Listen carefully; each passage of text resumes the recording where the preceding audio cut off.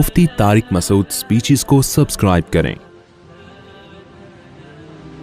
मुफ्ती साहब शब की फजीलत क्या है, असलियत क्या है, कब्रिस्तान जाना।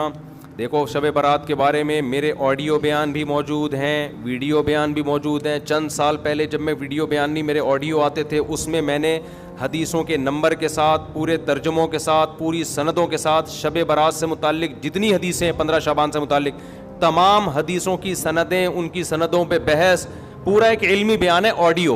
वो आज भी यूट्यूब पे मौजूद है। आप लिखें शब बारात मुफ्ती तारिक मसूद ऑडियो बयान या ओल्ड बयान, तो ऑडियो बयान आएगा। पूरी सनदों की, रावियों की एक एक नोक पलक को उसमें दुरुस्त करके पूरा एक इल्मी बयान है। तो शब बारात के बारे में आपका कॉन्सेप्ट 2 और 2 4 की तरह क्लियर हो जाएगा। समझते हो गए, नहीं समझते? तो असल तफसीली बयान तो मेरा वो है, कई साल पहले हुआ था, मेरा ख्याल है 2013 या 12 में हुआ था वो बयान, ऑडियो बयान है वो। तो वो आप सुन लें पूरे एक एक सनद हवालों के साथ, कि उसमें आपको पता चलेगा ये 15 शाबान की इस्लाम में हैसियत क्या है। उसका 2 मिनट में मैं खुलासा पेश कर देता हूँ। पहली बात, कब्रिस्तान जाना किसी सही हदीस से साबित नहीं है।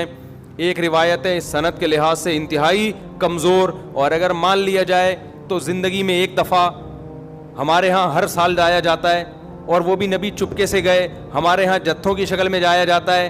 तो ये सारी बिदात हैं। समझ में आ रही है बात? एक तो वो हदीस इंतहाई कमज़ोर है सनद के लिहाज से, उससे शरई मसला साबित नहीं होता। लिहाजा हमारी राय यही है कि 15 शाबान को कब्रिस्तान सवाब समझ के जाना बिदत अमल है, और सवाब समझे बगैर जाना बिदत की तायीद है। तो ना जाए कब्रिस्तान। समझते हो? नहीं यारी भाई, इनको रहने दो। मैं गला पागलों की तरह फाड़ रहा हूँ। मैं 3 दिन से बयानात करते करते ना गला बैठ गया मुझे।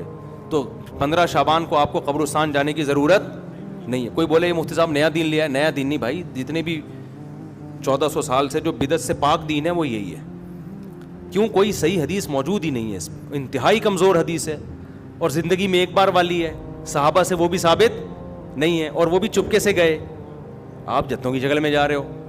तो या तो ये बिदत है या बिदत की तायीद है। तो आप कब्रिस्तान फिर चुप हो जाते हैं। यार नहीं जाओ यार, किसी और दिन चले जाओ कब्रिस्तान। वैसे भी इन 15 शाबान को कब्रिस्तान में जो मेले ठेले और अंटियां बन सज के आई हुई होती हैं ना, मुर्दे फितनों में पड़ जाते हैं। मुर्दे कहते हैं मरे क्यों यार, इतना अच्छा माहौल है बाहर का। तो आजकल तो अंटियां ऐसे मेकअप करके और दुपट्टे, और फिर बंदे भी तैयार होके, एक इंटरटेनमेंट है वो कब्रिस्तान। वो कब्रिस्तान थोड़ी रहा है जो पहले हुआ करते थे। तो आजकल तो वैसे भी जाना जायज नहीं है। दूसरा काम, इस रात को लोग कहते हैं नहाओ धो और त्यौहार है। तो त्यौहार इस्लाम में दिन में होते हैं, रातों में। ईसाइयों के, हिंदुओं के त्यौहार हो सकते हैं, मुसलमानों के त्यौहार दिन की रोशनी में होते हैं। रात के अंधेरों में बोलो ना, नहीं होते। रातें इबादत की होती हैं। त्यौहार नहाना धोना, अच्छे कपड़े, ये दिन के काम है। तो लिहाजा ये कोई भी नहीं है कि इस रात नहलाओ, नहा धो के और अच्छे अच्छे कपड़े पहनो। कोई मुस्तनद रिवायत नहीं है इस बारे में। तमीज से सो जाओ घर में जाके। और तीसरा काम क्या है? हलवा मांडा, हलवे मांडे पकाते हैं। तो जब त्यौहार ही नहीं है तो हलवे किस बात का भाई? हलवे तो ईदों में, खुशियों में होते हैं ना। तो जब त्यौहार ही नहीं है, हमारे त्यौहार दिन में होते हैं भाई। ईद उल फितर, ईद उल अज़हा, और जुम्मे का भी दिन में एक किस्म का त्यौहार है, ये भी दिन की रोशनी में। तो आपने हलवे मांडे भी बोलो ना, नहीं। फिर इस रात को तकदीर के फैसले होते हैं। कुरान में साफ तौर पर है कि वो लैलतुल क़द्र में होते हैं। और हमने कुरान भी कब नाजिल किया? रमज़ान में और लैलतुल क़द्र में। बिल्कुल वाज़े कुरान की आयतें हैं। इसके मुकाबले में जो 15 शाबान वाली हदीसें हैं जिनमें आता है कि इस रात फैसले होते हैं, वो कुरान के मुकाबले में जानदार, सनद के लिहाज से मजबूत नहीं है। उनमें इतनी ताकत नहीं है कि कुरान की आयत को आप उसमें एडिशन कर दें।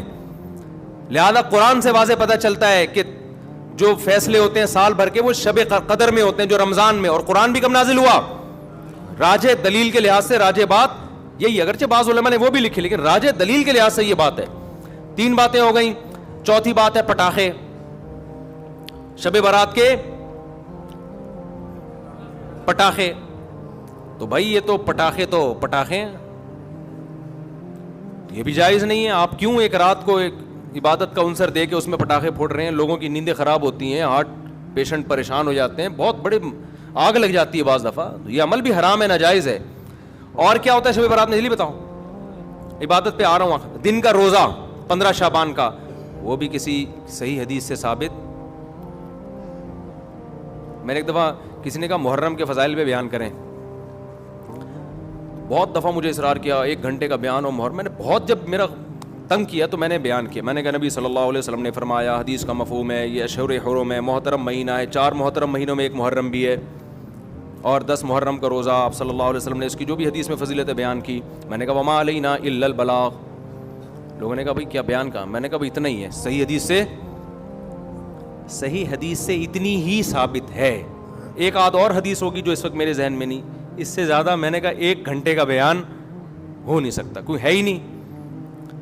تو آپ کی مرضی کی باتیں ہم نہیں کریں گے, ہم وہ باتیں کریں گے جو اللہ اس کے رسول صلی اللہ علیہ وسلم نے جس طرح بیان کی. خطابت کے جوہر دکھانے کے لیے تو 6 گھنٹے کا بھی بیان ہو سکتا ہے, لیکن اگر آپ نے وہ بات کرنی ہے جو اللہ کے رسول نے بتائی ہے تو جتنی بتائی ہے اتنی ہی آپ کو پارسل کرنی پڑے گی. اپنی طرف سے پارسل کرنے کا ہمارے پاس انتظام, ہم کمپنی ہوتا ہے نا, بعض کمپنی ہے پیک کر کے دے رہی ہوتی ہیں, وہ KFC والوں کے, وہ کہتے ہیں وہ جو کمپنی کی پیکنگ ہے وہ ہم آپ کو دیں گے, اپنا شاپر ہمارا الگ تھیلے میں رکھا ہوا ہے, ٹھیک ہے نا, اس کے لیے الگ آرڈر دینا پڑے گا آپ کو.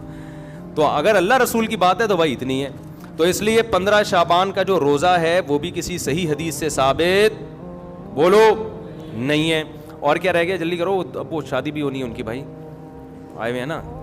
اور کیا رہ گیا؟ رات کی عبادت کی طرف آتا ہوں میں. اور کچھ ہے؟ بس یہی ہے نا, پٹاخہ, قبرستان. پٹاخہ جب بھی بولتا ہوں, میری چھوٹی بچی ہے نا بڑی شرارتی, اس کا پٹاخی کہتا ہوں میں اس کو, ایسے پٹاخے کی طرح نا پھدکتی رہتی ہے ایسے. تو بچے بڑے اٹریکٹیو ہوتے ہیں یار, گھر میں بچے ہوا رکھا کرو, بچے گھر میں رونق ہوتی ہے.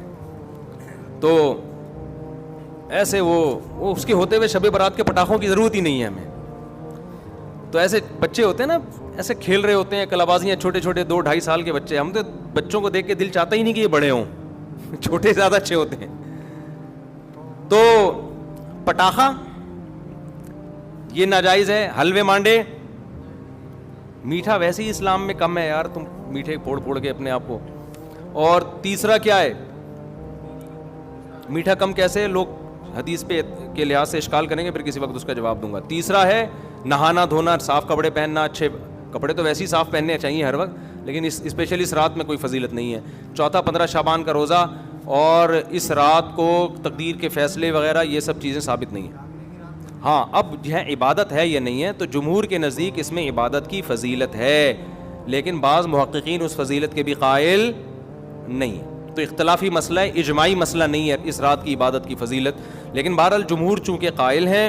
اس کے دلائل کیا میں پہلے بتا چکا ہوں کہ میں پورا آڈیو کلپ ایک ریکارڈ کروا چکا ہوں حدیثوں کے ریفرنسز کے ساتھ, راویوں کی سندوں اور بحثوں کے ساتھ.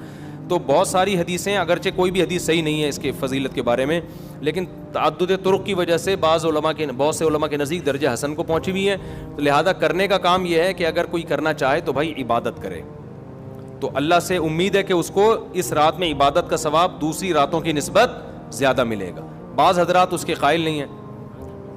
ہاں اب عبادت کا کوئی خاص طریقہ منقول نہیں ہے کہ یہ پہلی رکعت میں یہ اتنی دفعہ پڑھو, دوسری رکعت میں اتنی دفعہ پڑھو. اور نفلی عبادت شریعت ترغیب دیتی ہے گھر میں کرنے کی. افضل کیا ہے کہ گھر میں عبادت کی جائے. اب اگر آپ سمجھتے ہیں گھر میں دل نہیں لگے گا تو پھر مسجد میں آ جائیں, لیکن اجتماعی سطح پہ مسجد میں جماعتوں کی نمازیں قائم کرنا, اجتماعی قرآن خوانیاں کرنا, یہ تمام اعمال بدعت ہیں. تو اگر آپ نے عبادت کرنی ہے تو چلو کسی بہانے عبادت کر لو, تو اس میں یہ ہے کہ انفرادی کرنی ہے, بہتر ہے گھر میں کی جائے, نہیں تو مسجد میں کر لیں آ کے. اور کوئی خاص طریقے کی عبادت نہیں کرنی. تلاوت ہے, دعائیں ہیں, ذکر ہے, نماز ہے, بس جیسے عام طریقے سے پڑھتے ہیں اسی طریقے سے کریں. سمجھ رہے ہو کہ نہیں سمجھ رہے؟ تو یہ ہے خلاصہ, کہ خلاصے کے